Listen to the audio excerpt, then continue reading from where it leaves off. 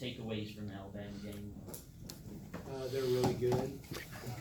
Again, kids play hard at times.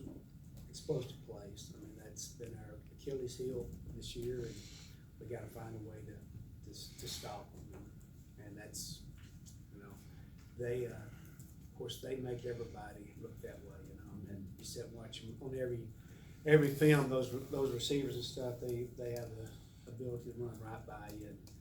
And two is as good a quarterback, like I said, as I've seen. So, but still, we're in conference now, and that's one thing that we got to keep working on. And if we can stop or limit, I don't think stop or limit the explosive plays, we can be the type of defense I think we were last year. But till then, we got to makes it tough. How much talk about maybe the defensive line, even against Troy, maybe not a lot of pressure. Can you talk what you got to do to maybe get some more pressure up front, help the DBs out a little bit? Well,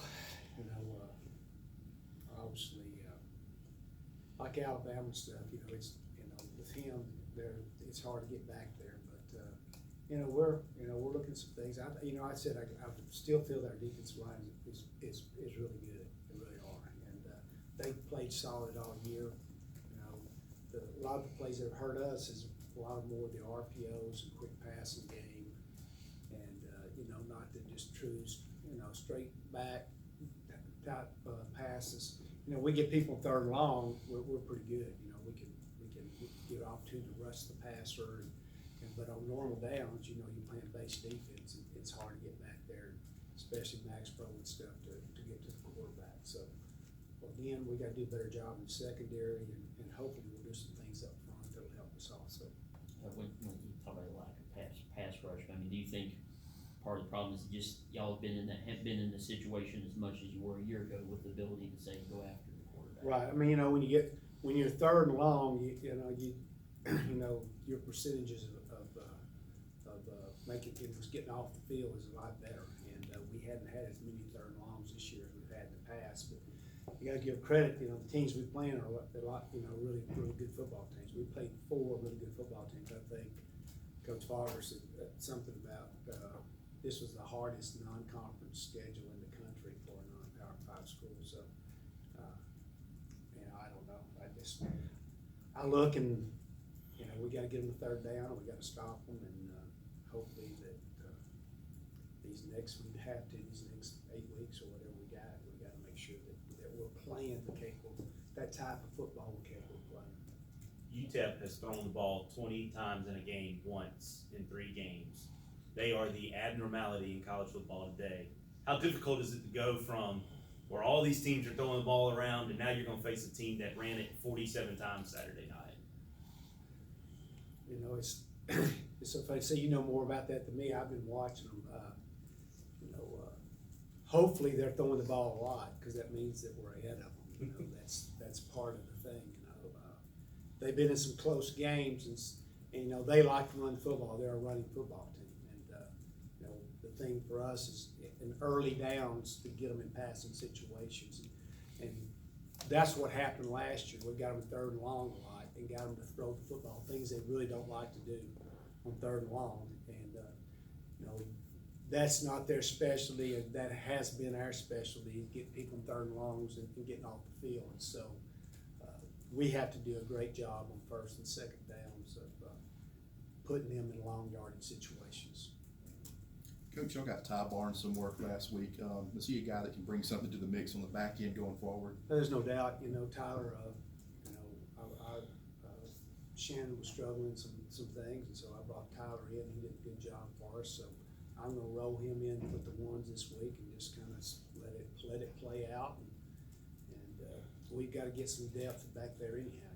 So it was an opportunity for Tyler to play, and he's healthy, and he did a good job for us on Saturday. Is that a situation where there'll be competition all week and y'all won't decide to the starter till maybe before the game? Yeah, and I wouldn't be surprised if all three safeties play and roll some. We'll see. Again, we're going to see how practice goes and how everybody responds, And that's a good thing. Competition's a great thing, and so hopefully everybody will have a great week of practice. Is Tyler a little different player than Shannon, or is it early? Would you say?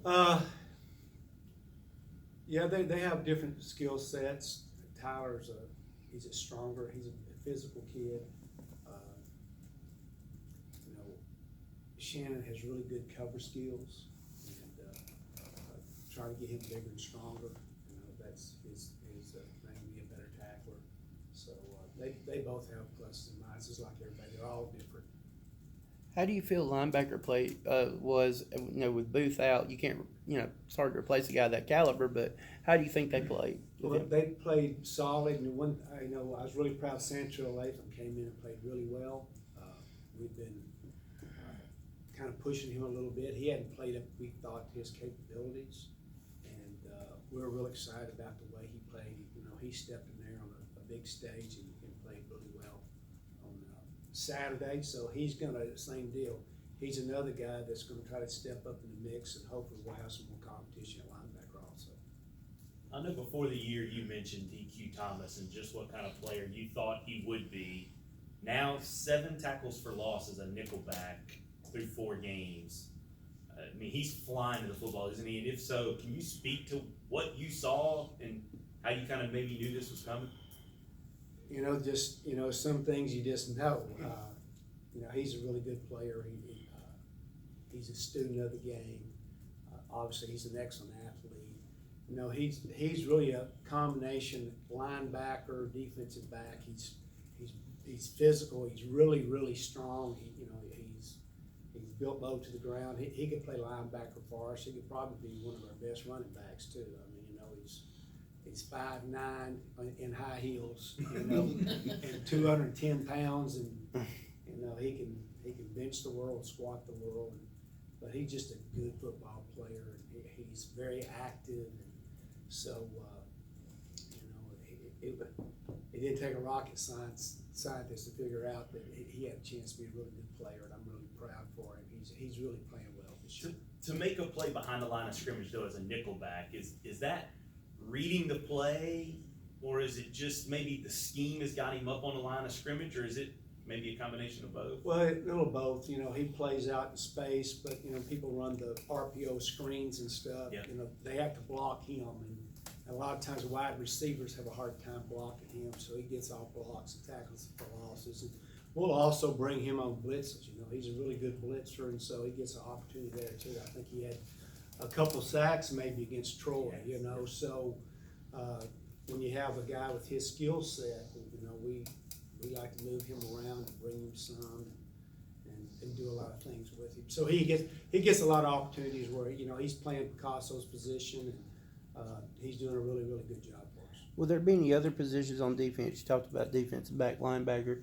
On defensive line, will there be any other of those positions that y'all want to decide a starter to maybe the day before with the competition this week, or is it only at linebacker and DB going right now?